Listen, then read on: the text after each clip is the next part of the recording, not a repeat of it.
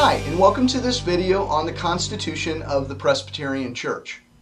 Now, the local church is considered under the lordship of Jesus Christ. He is the head of the church. We have elected officials who help govern the local church and take care of its ministries. But we also have some guidelines to help us in doing that every officer essentially makes a vow to turn to those guidelines and take guidance from them when they're making decisions about what should or shouldn't happen within a local body. Now, our Constitution is made up of two parts. We have the Book of Order, and the Book of Order outlines governance for the church. It outlines things like what is a quorum and how often should the congregation meet and what can the congregation vote on. It also covers worship and a host of other things. There are 4 sections to the Book of Order. The beginning is Foundations of Presbyterian Polity. That's the first part of it. And in the foundations, we're shown the driving principles behind Presbyterian polity or Presbyterian governance. Then there are 3 other sections. There's Governance, which handles things like I mentioned a moment ago, like how we elect officers, what a quorum is for a given body, those kind of things. And then there is a section that is called the Directory of Worship. And within that, we are given guidance on things like the sacraments and how they should or shouldn't be observed, how to handle things like weddings and all the other aspects of worship that you might think of. So it's a great place to turn when you have a question about what you can or can't do in the church, or what you might or might not ought to do in the church when it comes to worship. And then last but not least is a section on discipline. And that section is a set of guidelines if someone were to do something illegal or unethical within the local body and charges were taken against them as an officer of the church. That is a systematic way for us to go about confronting those types of issues and coming to a resolution in a way that is healthiest for both the person who caused the infraction and the body of the church, if you will. There is another book called the Book of Confessions, and this is part 2 of the Constitution of the Presbyterian Church.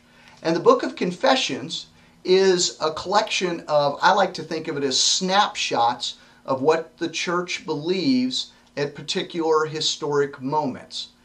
For example, one confession in here that's very brief that you probably have heard if you've worshiped much within a Presbyterian context, and as the Apostles' Creed. It's one of the earliest confessions we have or statements of belief, and it is here in the Book of the Confessions.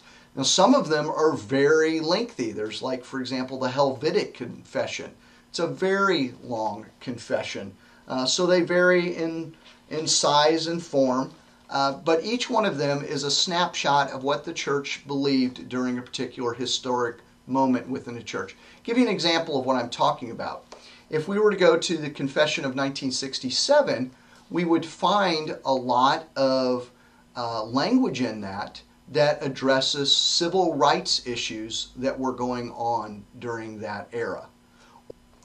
Or another example of a great historic confession would be the Confession of Barmen. That confession was written in the mid-30s. Now, if you think globally about what was going on, what was happening during the 30s? That was when Hitler was rising to power just before World War II. And it is a confession by churches in Germany where there were pastors who were having to take a stance against the rise of Hitler. And they had to make some theological declarations about what they would believe or not believe, what they would be faithful to and not be faithful to. So this is a great collection of theology of the church at very specific moments in its life. And I would encourage every officer to familiarize themselves with both of these books. One, this is incredibly enriching for your faith, the Book of Confessions, and the Book of Order is what we need to abide by when we're making decisions. Now, before I close this video, I want to say a word about some important language to watch for and be attentive to when you are reading and applying the Book of Order. First off, whenever something says you shall or shall not, that's something that is mandatory. It's not up for negotiation. If the Book of Order tells us we shall do something, then it's not something we have an option around. A step down from that would be language where it says should or should not. Now, something that we should or shouldn't do is something that is a recommended practice, but it's not mandatory. We have some discretion within it, but by and large, this is what you normally would want to do.